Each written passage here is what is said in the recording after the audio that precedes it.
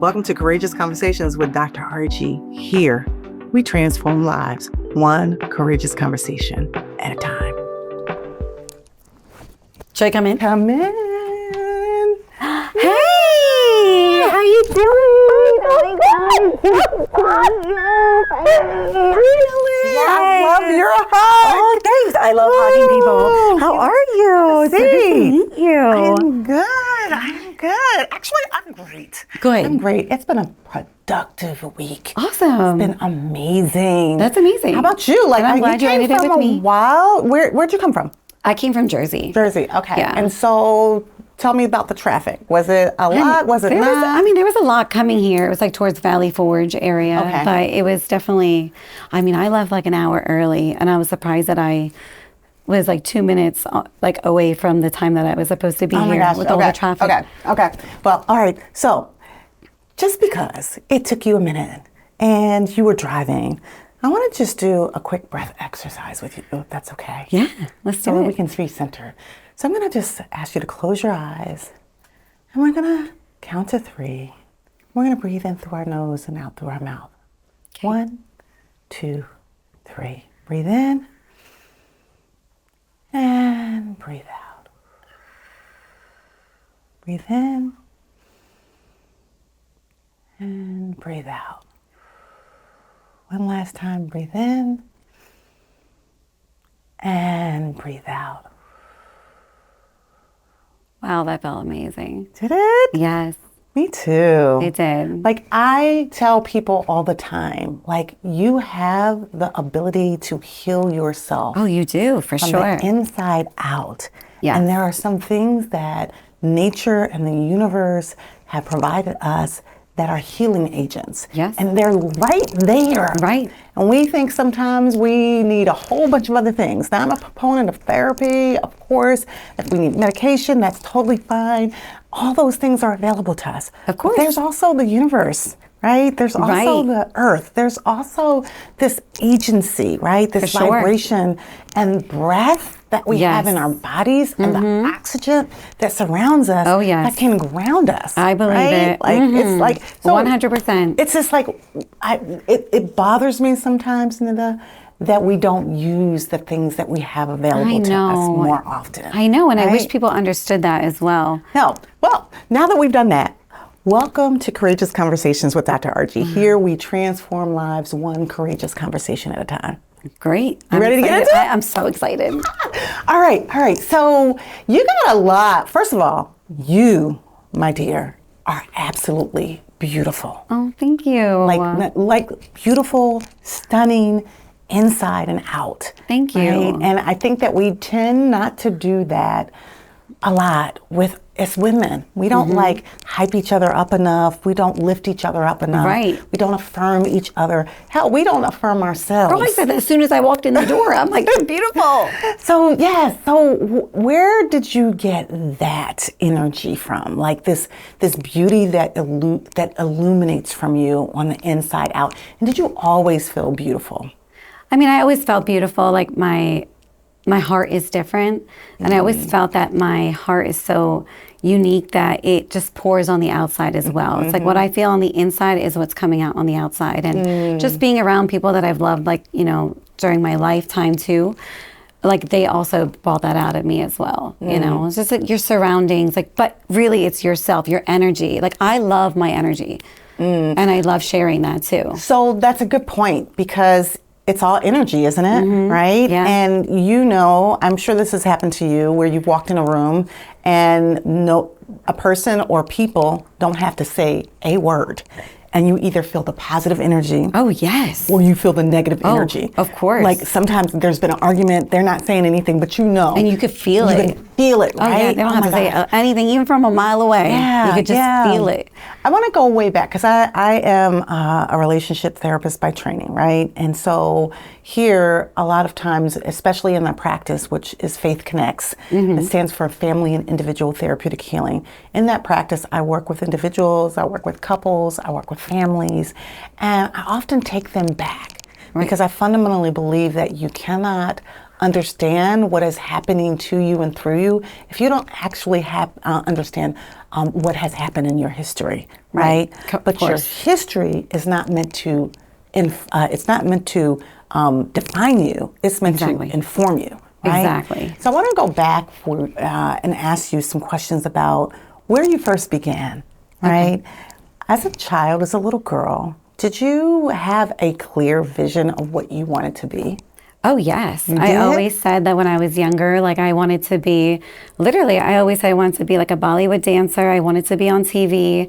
I wanted to, whether it was like singer, model, like everything that I envisioned, that I wanted to be a mom, like everything. Like I wouldn't say manifested, but I did, because I believed in it at such a young age that I was eager to get to that now. So let's talk about manifestation then, because, we often don't believe in ourselves. Right. And therefore, if we don't think it's going to happen, we're right. Right. It doesn't happen, right? Of course, yeah, because it's what you attract, like what you put your mind to. If it's negative, it's going to be a negative outcome. If you put positive, it's going to be positive. Exactly. And so when you say belief, right, in order to believe it, you have to receive it. Once you receive it, you can achieve it. This is what they say, right? And so when you think about this idea of, okay, I've manifested these things, I've moved into these things, I'm walking in my purpose, I guess I want to ask you about the book, The Spiritual Awakening. Yes. You are an author. Yes. And I do a lot of spiritual work. I believe that we are spiritual beings having a human experience, human experience. And I also believe in humanity.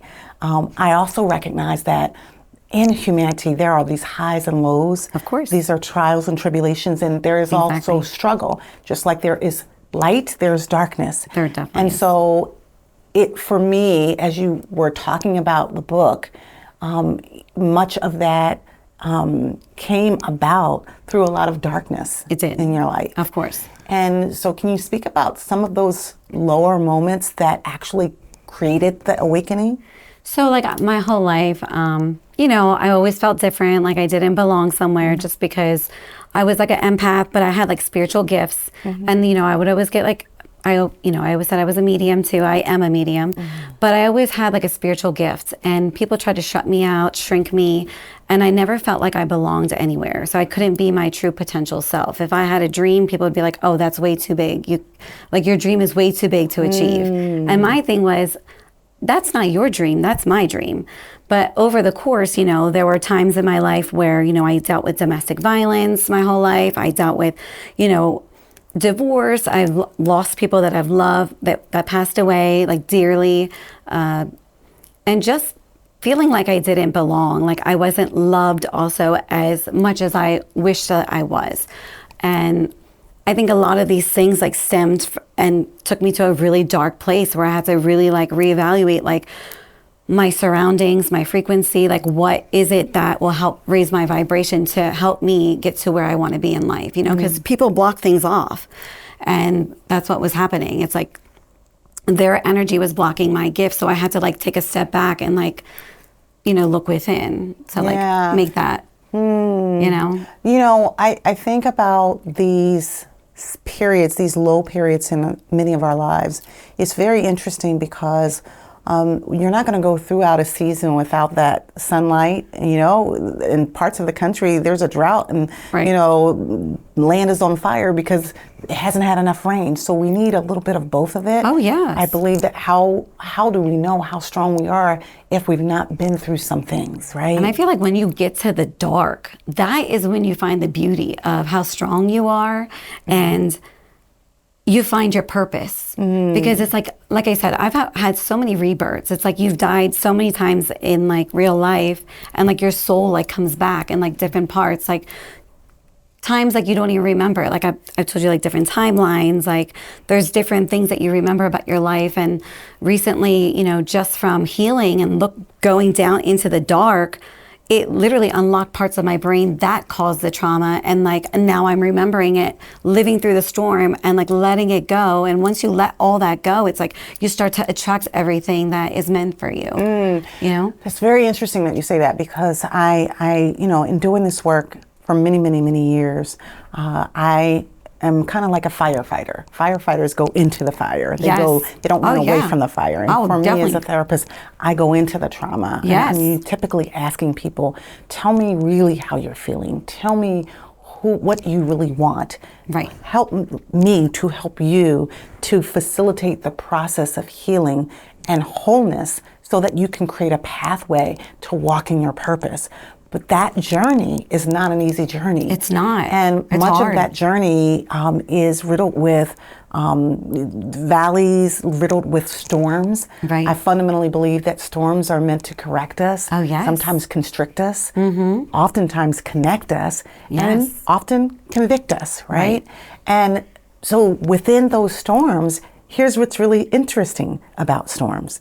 There's usually rainbows. Oh, yeah. That come after Believe it. storms, right? Of course. In the universe, in the atmosphere, storms clear out a lot of the toxins. It does. And then they wash away the things that are not good for us. And then there's this beautiful tapestry that's meant in the atmosphere to give us life, like a rainbow. Oh, yeah. But we have to know that that is available. And we also have to be willing and courageous enough to grow through the storm. If we stay stuck and we get paralyzed, then we're not able to really move through in a way that allows us those teachable moments, those takeaways, those lessons learned, and that energy, that vibration, and that power, quite frankly, to get to the next level. Right. And you know, some people, they're so used to of their surroundings. They get so that comfort, right? So they just are so used to going back. And so they don't know how to let go.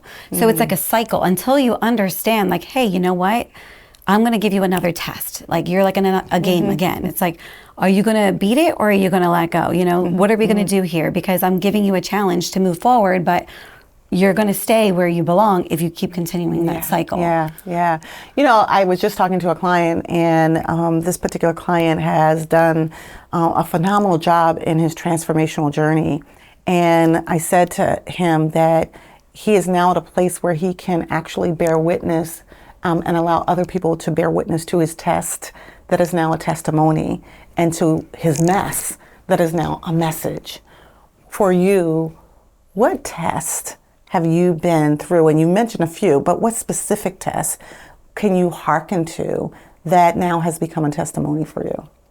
Well, I just feel like one of the things is like energy, right? Like protecting your energy. One of the things that I've done is like with meditation.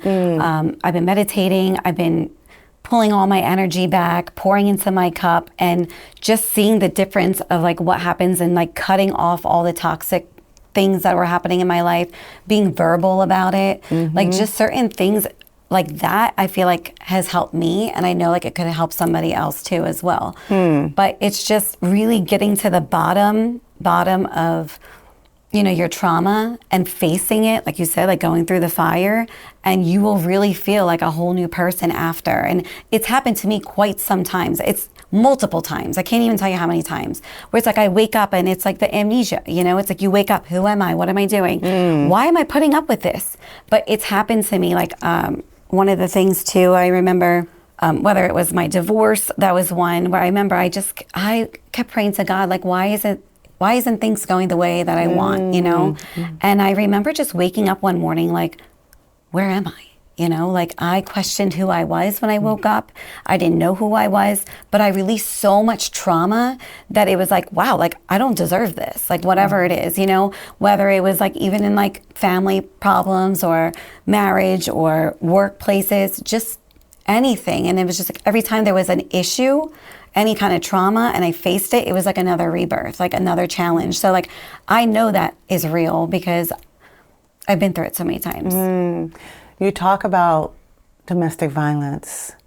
We are in an era now, Neda, where that is pervasive.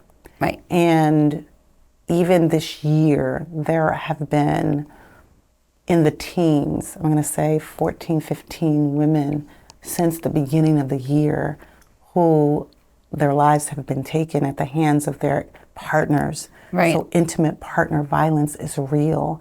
And one of the things that I say is that we have to have a reckoning with this nation and globally around our intimate relationships Right. and how to resolve conflict, how to create critical thinking, Right. how to decrease and de-escalate when our emotions are raw, Right. and how to find a strategy and a pathway Right. to not hurt because we're hurt. Yes. Right? And that's for everyone, because this global conversation can't just be one dimensional. Right. It has to be about the community, the men and the women that are in these relationships, the children that are being impacted. Oh, yes. And the loss that is occurring. It affects because everybody, people too. are unwell. Right. And do not have the ability to take better care of themselves. Right. And when we're not well,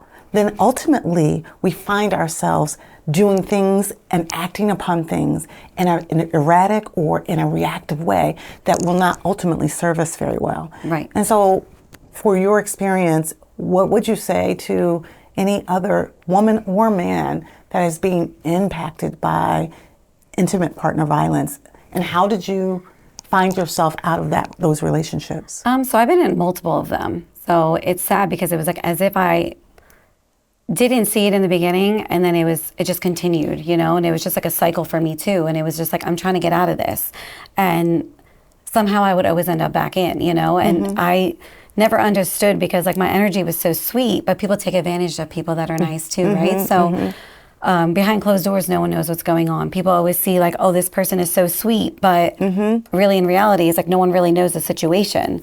Some people are controlling, they gaslight, they become really abusive verbally, physically, spiritually, financially. It could be anything. And I'm glad you mentioned that, because sometimes what people don't understand is that before it gets to any kind of physical altercation, there is verbal abuse, there is financial abuse, there is relational, there is emotional. There are all these other components that are warning signs that there are present. Even isolating the person from their friends and family is a telltale sign that you may be in a danger zone. Yes. I actually had somebody that I was with and that didn't even like, my career. And I was like, okay, well, I'm not going to stop. But it was like just the control of like, I need to tell you what you need to do. Power and control. And it was one of those things where it's like, you knew you're in that situation, you had to get out, but you were trying to figure out a way how, but you didn't want something bad to happen to you. So eventually what I ended up having to do is like, you have to report it. You have to tell the people that you love, like close by. You can't stay quiet.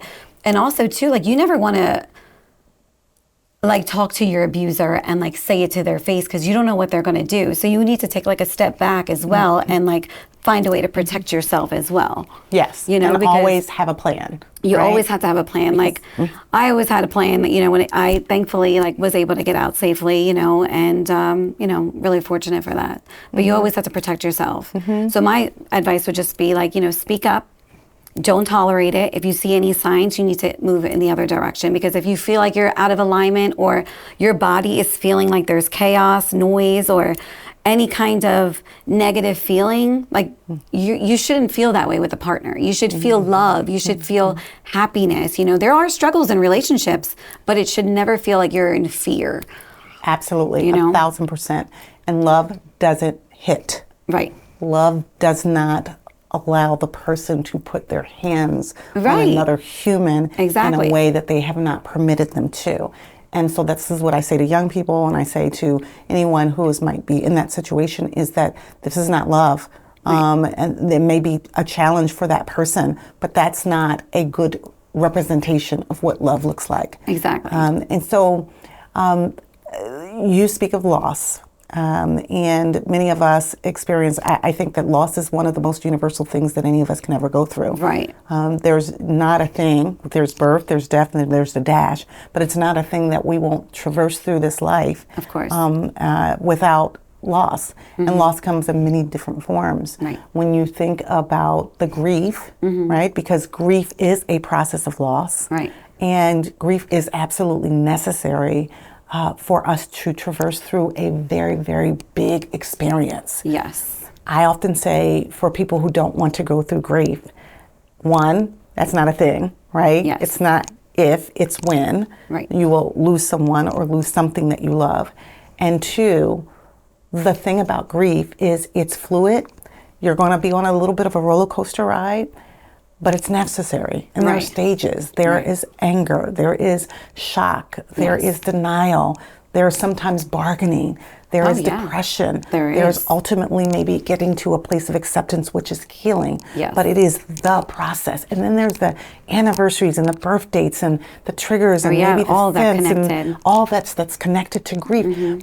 But here's I think an awakening experience, because the reason why we experience grief is because the relationship and the attachments are so big and bold and beautiful. If they weren't, we wouldn't feel anything. Exactly. Right? Oh, no, I 100% agree with that, for sure. Yeah. All of what you said. So when you've experienced grief in your own process, what was your way of dealing with it? So, I always, every day religiously would pray to them. That was one thing that I did. I always looked at it as if they're my spirit guides, and in a good way. At first, I was very hurt. Of course, you're but you're in shock, you're confused, you're mourning a loss of people that you love so much, and then next thing you know, it's like, hey, you know what? I'm not going to take this as a negative. They are with me still, because like I told you, I have spiritual gifts. So I connected with them through my dreams. I connected with them on a spiritual level. I would get messages all the time. So to me, it was like, I'm not alone. They're still with me. So I may not be able to see them and touch them, but I know they're with me, and I can actually get advice and know that they're with me the entire time. Oh my goodness. So this is that spiritual connection that we're having for sure. Yeah. Because in addition to my own life, of course, I've lost lots of people. Recently, I lost my 96-year-old auntie. Well, she's 5 days from 96. Thank you for that. And I am still grieving and simultaneously happy, right? So there's this sadness because I won't be able to speak with her and hug her and call her and laugh with her. And then there's this elated happiness that she is with her brothers and her sisters and her parents that were my grandparents. And I also have helped many of my clients to transition from this space that we are taught in terms of having a physical relationship. Because we are spiritual beings having a human experience. Yes. But in the very beginning, especially when you've had children, you're carrying your children inside of you, you're probably singing to them and talking to them, and then you birth them, right? And then they put the baby on you or the father. So there's that skin to baby touch, right? Yes. Skin to skin touch. And so after that, we're literally taught all the parameters of how to have a physiological relationship with another human. Right. Yet we say, but we're spiritual beings having a human experience. We're not taught how to connect with another human in the spiritual realm. Right. And in the spiritual realm is where a lot of the bold, beautiful connections absolutely can happen. Oh, yes. And so that's why I say sometimes it brings me joy, because I know, like you, that my loved ones come to me in many different ways, in my dreams and my images. When I'm having a tough time, I talk to my mother, and she gives me advice. I know that I can call on my auntie, who was my prayer warrior. So there's a lot of ways in which we can have those connections. And it's they beautiful. Don't end, but we have to practice it. Right. We have to practice it. And then the more we practice, the more that they're there, And I truly believe that they've helped me out throughout my whole journey, especially recently, the last couple years. And it's been great just to have that. Yeah. But you always want to make sure your frequency is high too. There's people in 3D energy and 5D, frequency, and it's you just want to make sure that you feel your highest, because if you're at your highest, then you hear everything. You're not blocking off and all the messages. Because there was a time where, negativity was around me, and I'm praying, and I'm like, why don't I hear anything? I'm praying to God, please, where are my loved ones? But it was all because too, I was blocking it myself, and I had to revert on the inside in order to get back to that. So you never want to do that either. So, I've been learning so much about all this about myself, because I never understood it since I was a kid. And I just kept re-experiencing this all the time. I'm like, oh my God, what is going on? Nobody understood me. And then finally, it's like, now I'm like, you know what? I get it. Everything came full circle. And that's like where the book was born. I love it. I love it. Yeah. You know, the other thing that I often work with is couples who are contemplating whether they're going to stay together or whether they're going to divorce and move on, right? That is a thing. Divorce rates are really high these days. Right. As a matter of fact, what is on the rise are gray divorces. Right. And it's really fascinating to me because you think about a person who's come together, fallen in love, you know, raised children, launched their children, now they're in retirement. They have the second half that they can curate and create whatever way they want. Yeah. And for them, many of them, they're deciding, and women specifically deciding, I don't want this anymore. And so, and it's not even financially prudent sometimes for them to begin to split assets post 50 years of age, if you will. Right. And yet, many people are doing it.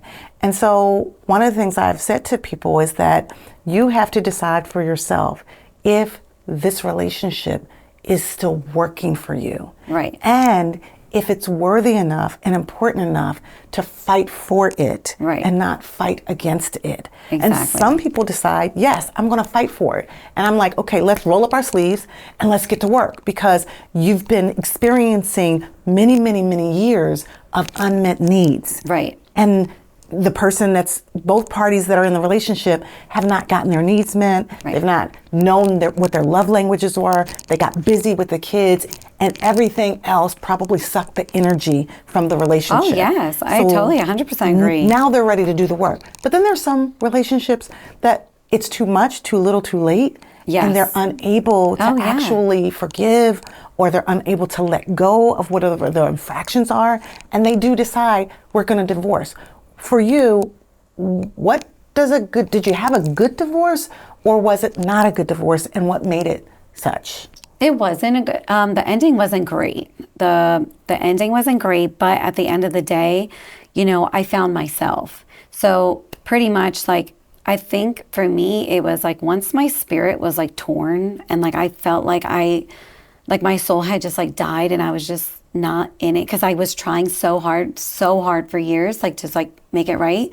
I think after that, when I found myself and realized like my self-worth, and realized like I love myself so much, I deserve to be happy as well. Like, everyone's on their own timeline. So like, regardless of whatever happened, it's like maybe somebody's feeling some type of way and you're feeling some type of way. And maybe this person doesn't want to fix their problems and you're ready for that. You know, it's just like, it has to match, it has to align, and you have to make things right, you know? And for me, I was like done, you know, I was just like, you know what, this isn't for me anymore. Like, I tried my best, and, you know, for the longest time, it was like a question, you know, like, what's going to happen next? Are we going to be fine? Are we going to be okay? All right. But really, in reality, is I had no idea, because things weren't going well in the home, you know? So it's like, you just never know. But I think once I found myself, I was like, you know what? I'm ready to let go. Like, I'll be honest, my meditation is what really helped me. I did Reiki. I became a Reiki practitioner. And I just felt like a lot of the things that I loved didn't align also too. And it's like, all right, well, you didn't like what I was doing. And even if it was like being a spiritual person, if you don't believe in that, like, why should I hide myself and dim my light, like, in things that I believe in? Because you never believed in me, you know? So it's like, unfortunately, like, you know, I was in a relationship young. We started like separate, like different lives. Like, I was independent. He was doing his thing. We came together, and it's like sad, because like you start to realize, even as you age, like, people change. They're not who you think that they are, you know, whether it's a good thing or a bad thing. Like, some people elevate, some people don't.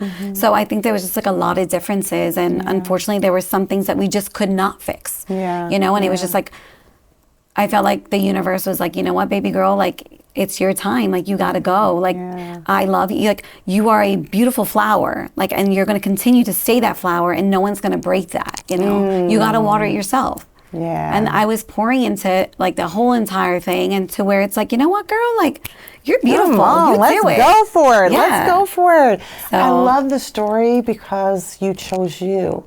And that, when you choose yourself, and when you love yourself, and you look in the mirror and you like yourself, and you prioritize yourself, then you're going to determine who is in your life that is in alignment with that and who is not.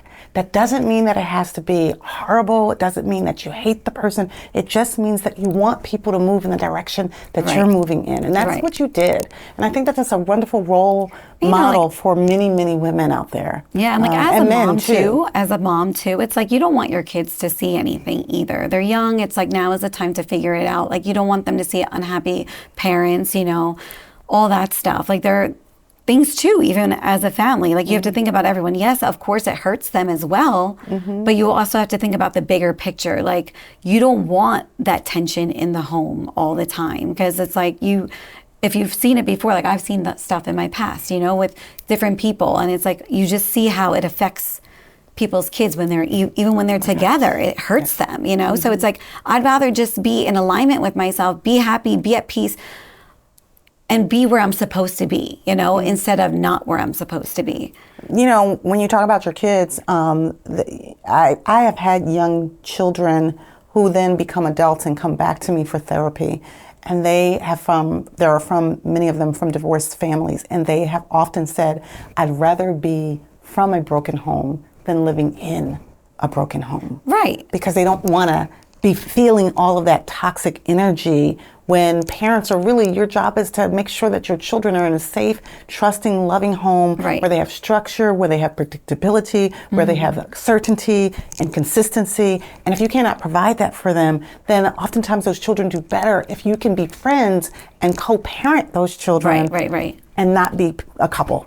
Yeah. And like, honestly, like I even like in my heart, like I never even said to him like, oh, I forgive you, because I don't like, I never want to say that out loud, but like in your heart, you say it so you can move forward. So it's like one of those things like you take pride in, like, you know what? I'm strong enough to say like, I forgive you for me.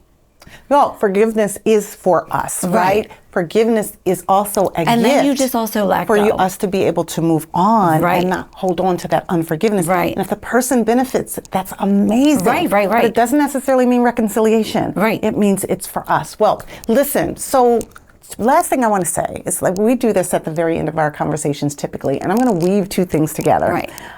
One thing is that you operate in this space where you're giving to everyone else. You're giving to women. You have a modeling camp. You're a modeling school. You have you're a model yourself. Yes. And you also are a singer, right? Yes. And so, how can I say this? In your adult life, is there one thing that you were fearful of that you conquered?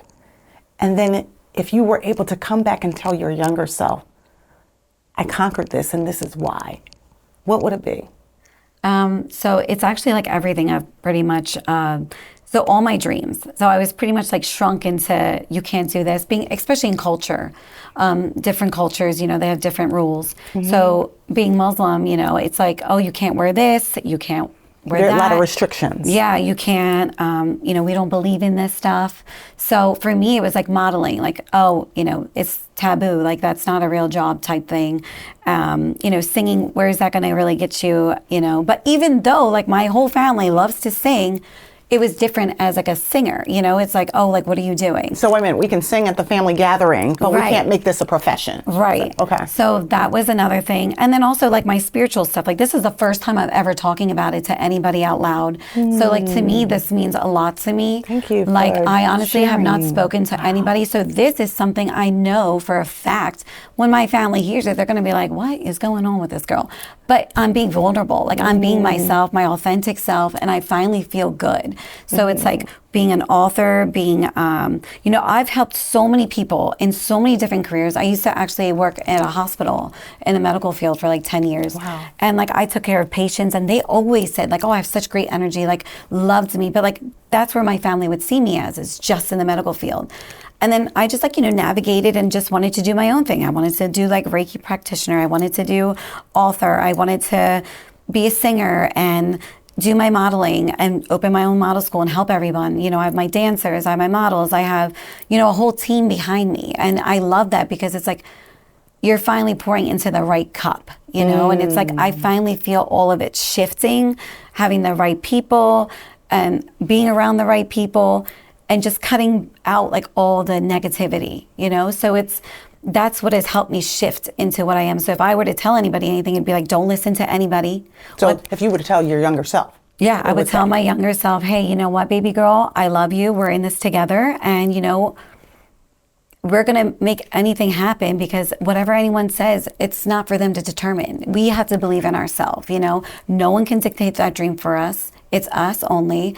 And they don't have that drive like you. Like, your vision is big. God didn't plant that seed for nothing, you know. Yeah. He put it there for you to achieve it.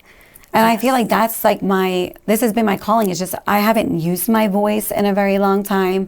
Like, when I write, I feel like I'm channeling. Like, I feel like I can get messages from loved ones. I feel like when I'm writing my music, sometimes I feel like it's not even my writing. I'm like, where did that come from? Like, it's beautiful. Like, and then I'll sing it and I'm like, wow, like, I'm chanting this music, but like, it's my song that I created, that I wrote, but I don't think it's from me. I feel like it's from like a soul that was like inside me that was writing. Wow. So it's like, everything is just so deep to me. It's deeper than what it really is. And nobody understands that these like gifts that I have, and it's just helped me. So it's like, normally like in life, people have like that big group of people that they trust. Mine is like my spirit guides. Like, I've always looked within for all my advice and everything. I never looked without. I learned to stop, because people will guide you in like the wrong direction. You know what I mean? And it's like, I don't want that. I've already had that, where it's like, hey, you know what? I want to do this. No, you should do this. And then it takes you a couple more years to realize, oh my God, I still keep going back to that. I keep going back. Why do I keep going back? Because my soul keeps calling it, but I'm following everyone else's path. Exactly. And you shouldn't be doing that. Follow your path. And that's what you're supposed to do, because